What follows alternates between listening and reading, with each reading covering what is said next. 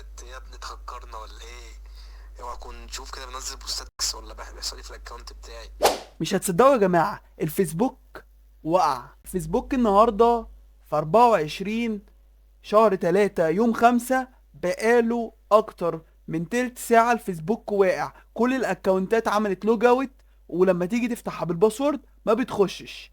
انا اسلام، وتعالى احكي لك اصل المشكلة. يلا بينا. في تاريخ اليوم النهاردة شهر 3 يوم 5 2024 الفيسبوك يقع. شبكة عالمية شبه الفيسبوك كده تقع، وابليكيشن مهم شبه الفيسبوك انه يقع. دي حاجة صراحة صعبة جدا. انا حرفيا مش مصدق. وبيقولوا ان المشكلة وقعت عشان مشاكل فنية، والفيسبوك حاليا بيحاول يحل المشكلة دي، لكن مفيش اي وسيلة انها تدخلك على الفيسبوك. كل اللي علينا دلوقتي ان احنا هننتظر وبس. دي مشاكل فنية في الشركة لحد دلوقتي، ما تعرفش ممكن بكرة يبقى فيه كلام ايه.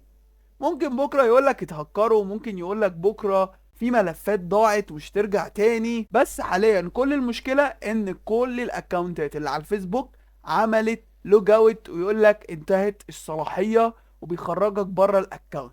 وتيجي تخش بالاكونت اليوزر والباسورد يقولك الاكونت غلط، وما يرضاش يدخلك. انا اسلام مندو، ودي اصل الحكايه. وبكده وصلنا لنهايه الفيديو، ويا ريت تسيب كومنت توقع الفيسبوك حصل له ايه. هل دي مشكله في السيرفرات عندهم، ولا مشكله فنيه، ولا هاكر دخل في الموضوع؟ اتمنى انك تعمل لايك وسبسكرايب، واشوفكم في خبر جديد.